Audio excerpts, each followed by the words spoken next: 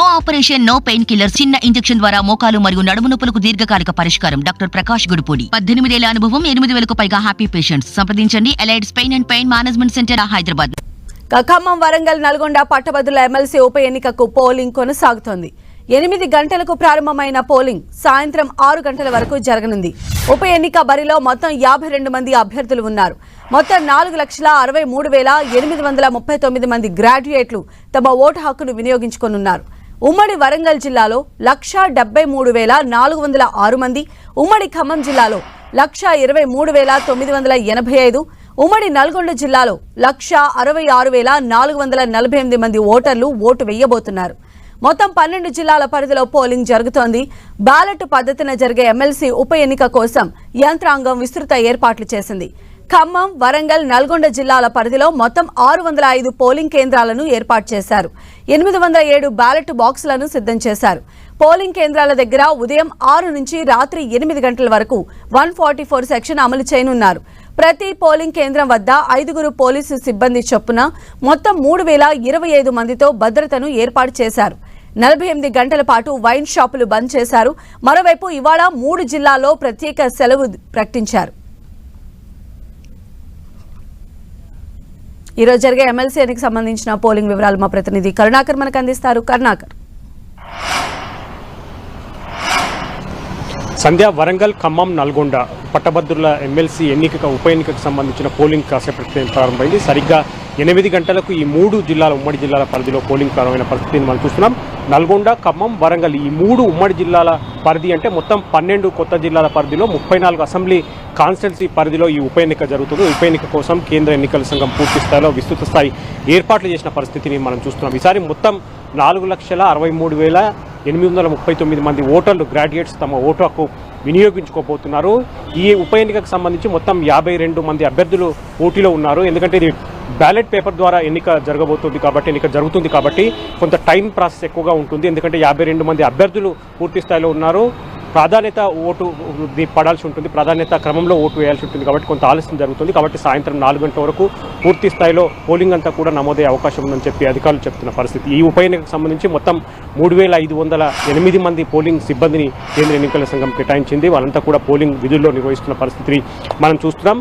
అంటే బ్యాలెట్ పద్ధతిలో జరుగుతుంది కాబట్టి ఈసారి 5 లక్షల బ్యాలెట్ పేపర్లు అంటే 4,63,000 పైచిలుకు ఓటర్లకు గాను 5 లక్షల బ్యాలెట్ పేపర్ను ఎన్నికల సంఘం సిద్ధం చేసింది. అందులో దాదాపు 35,000 బ్యాలెట్ పేపర్ అదనంగా ఉంచింది. ఎక్కడైనా ఏదైనా ఇబ్బంది వచ్చినా, బ్యాలెట్ పేపర్ చినిగిపోయినా, ఏదైనా సమస్య వచ్చినా కూడా వాటిని రీప్లేస్ చేసేందుకు 35,000 బ్యాలెట్లు అదనంగా విధించిన పరిస్థితిని మనం చూస్తున్నాం. మొత్తం మీద ఈ యొక్క వరంగల్, ఖమ్మం, నల్గొండ ఈ ఎమ్మెల్సీ గ్రాడ్యుయేట్స్ ఎమ్మెల్సీ ఈ ఎన్నికను పూర్తి స్థాయిలో అన్ని రాజకీయ పార్టీలు చాలా ప్రతిష్టాత్మకంగా తీసుకున్నాయి. ఎందుకంటే 2021 మార్చిలో యాక్చువల్గా ఈ ఎన్నిక జరిగింది. అప్పటి బీఆర్ఎస్ అభ్యర్థిగా పల్లా రాజేశ్వర రెడ్డి గెలుపొందిన పరిస్థితి. ఆయన అయితే మొన్న జరిగిన ఎమ్మెల్సీ ఎన్నికల్లో ఆయన అసెంబ్లీ ఎన్నికల్లో ఆయన ఎమ్మెల్యేగా గెలుపొందిన నేపథ్యంలో ఆయన రాజీనామా చేసిన నేపథ్యంలో ఈ ఎమ్మెల్సీ ఉప ఎన్నిక జరుగుతుంది. ఉప ఎన్నికలో కాంగ్రెస్, బీజేపీ, బీఆర్ఎస్ పార్టీ ప్రతిష్టాత్మకంగా తీసుకున్నాయి. హోరావరిగా ప్రచారం నిర్వహించాయి. చాలా మంది స్వతంత్ర అభ్యర్థులు కూడా పోటీ ఉన్నారు. దాదాపు 52 మంది అభ్యర్థులు ఈసారి ఎన్నికల్లో పోటీ చేస్తున్న నేపథ్యంలో పోటీ కూడా చాలా రసవత్తరంగా మారిన పరిస్థితిని మనం చూస్తున్నాం. కాబట్టి సాయంత్రం 4 గంటల వరకు ఈ 3 ఉమ్మడి జిల్లాల పరిధిలో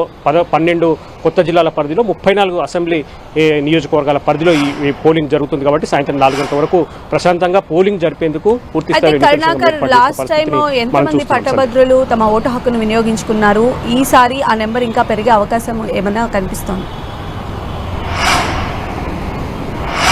ఖచ్చితంగా 2021 మార్చితో పోలిస్తే దాదాపు 80,000 ఓట్లు పెరిగినట్టు తెలుస్తోంది. ఎందుకంటే 2021 మార్చిలో జరిగిన ఎన్నికల్లో 3,50,000 పైచిలకు ఓట్లు పోలైనట్టు తెలుస్తుంది. ఈసారి కూడా అంతకు మించి ఓట్లు పోలయ్యేందుకు పోలింగ్ పర్సెంటేజ్ని పెంచేందుకు కూడా పూర్తి స్థాయిలో ఎన్నికల సంఘం విస్తృత స్థాయి ఏర్పాట్లు చేసింది.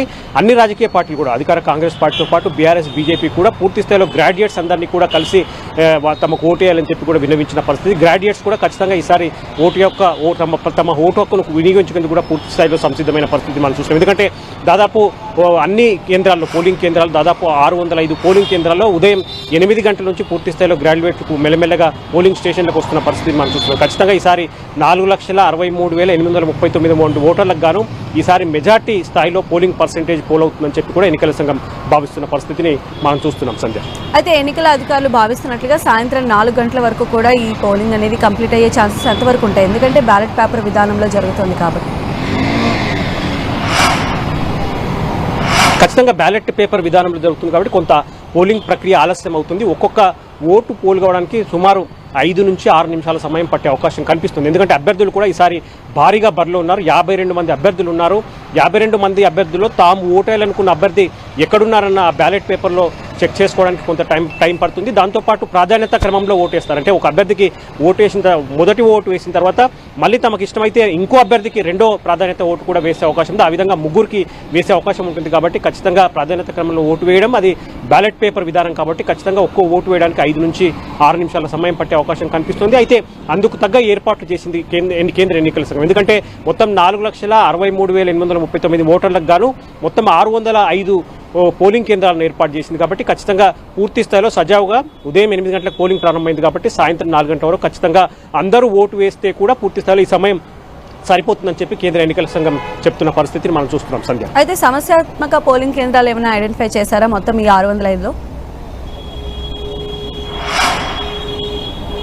అంటే ఖమ్మంలో 10 నుంచి 15 పోలింగ్ కేంద్రాలు, భూపాలపల్లిలో ఒక 5-6 పోలింగ్ కేంద్రాలను మాత్రం సమస్యాత్మకంగా గుర్తించినట్టు తెలుస్తుంది. ఇది ఎమ్మెల్సీ ఎన్నికనే కాబట్టి పెద్దగా సమస్యలు ఏముండయి. అంటే లాండ్ ఆర్డర్ ప్రాబ్లం కూడా ఎటువంటి ప్రాబ్లం వచ్చే అవకాశం లేదు. కానీ అందుకు తగ్గట్టు ఏర్పాట్లు కూడా చేశాం. ఎందుకంటే మొత్తం 3,500 మంది పోలింగ్ సిబ్బంది పాల్గొంటుంటే అందుకు తగ్గ భద్రతను కూడా ఏర్పాటు చేసిన పరిస్థితి. పూర్తి స్థాయిలో రాష్ట్ర పోలీసులతో పాటు సెంట్రల్ ఫోర్స్ కూడా అక్కడక్కడ మోహరించిన పరిస్థితిని మనం చూస్తున్నాం. కాబట్టి ఖచ్చితంగా సమస్యాత్మక ప్రాంతాల్లో కూడా పోలింగ్ సజావుగా జరిగేందుకు, దాంతోపాటు సాయంత్రం 4 గంటలకే పోలింగ్ ముగిస్తుంది కాబట్టి ఎటువంటి ఇబ్బంది ఉండడు. పోలింగ్ ముగిసిన వెంటనే పోలింగ్ బ్యాలెట్ బాక్సులన్నింటినీ కూడా కౌంటింగ్ కేంద్రానికి, నల్గొండలోని కౌంటింగ్ కేంద్రానికి తరలించేందుకు కూడా కేంద్ర ఎన్నికల సంఘం పూర్తి స్థాయిలో ఏర్పాటు చేసిన పరిస్థితిని చూస్తున్నాం. సంధ్య, సో పోలింగ్ అయిపోయిన తర్వాత ఈ బ్యాలెట్ బాక్సులను తరలించేటువంటి క్రమం కావచ్చు, అక్కడ 5వ తారీఖున కౌంటింగ్ ఉంటుందని తెలుస్తోంది. అక్కడ ఏర్పాటు చేయాల్సినటువంటి భద్రతకు సంబంధించి కూడా అధికారులు ఇప్పటికే రూట్ మ్యాప్ క్లియర్ చేసుకున్నారనుకోవాలా? ఖచ్చితంగా ఈ 605 పోలింగ్ కేంద్రాల్లో పోలింగ్ ముగిసిన తర్వాత, సాయంత్రం 4 గంటలకు పోలింగ్ ముగిసిన తర్వాత 605 కేంద్రాలకు సంబంధించిన బ్యాలెట్ బాక్సులన్నీ కూడా నల్గొండలోని warehouse corporation, Telangana warehouse కార్పొరేషన్లో అక్కడ స్ట్రాంగ్ రూమ్స్ ఏర్పాటు చేశారు. ఈ బ్యాలెట్ బాక్సులన్నీ కూడా అక్కడికి చేర్చుతారు. వచ్చే నెల 5వ తారీఖు, జూన్ 5వ తారీఖు కౌంటింగ్ ఉంటుంది. జూన్ 5వ తారీఖు కౌంటింగ్ కూడా కేంద్ర ఎన్నికల సంఘం పూర్తి స్థాయిలో ఏర్పాట్లు చేసింది. అయితే కౌంటింగ్ చాలా సమయం తీసుకుంటుంది. ఎందుకంటే బ్యాలెట్ బాక్స్లో ప్రాధాన్యత క్రమంలో వరుసలో ఓట్లు లెక్కించాలి కాబట్టి చాలా సమయం తీసుకుంటుంది. జూన్ 5న ఉదయం పోలింగ్ అంటే కౌంటింగ్ ప్రారంభమైతే అది జూన్ 5 అర్ధరాత్రి కావచ్చు, లేకపోతే జూన్ 6వ తారీఖు ఉదయం కావచ్చు ఆ ఫలితాలు వెలువడే అవకాశం కనిపిస్తుంది. సంధ్య, అయితే ఇప్పటి వరకు అంటే మనం చూస్తూ ఉన్నాం విజువల్స్ లో కూడా పట్టభద్రుల ఎమ్మెల్సీగా పోటీ చేస్తున్న బీఆర్ఎస్ తరపు నుంచి రాకేష్ తన ఓటు హక్కును వినియోగించుకున్నట్టుగా తెలుస్తోంది. ఇంకా ఎవరెవరు ఓటు హక్కును వినియోగించుకున్నారు?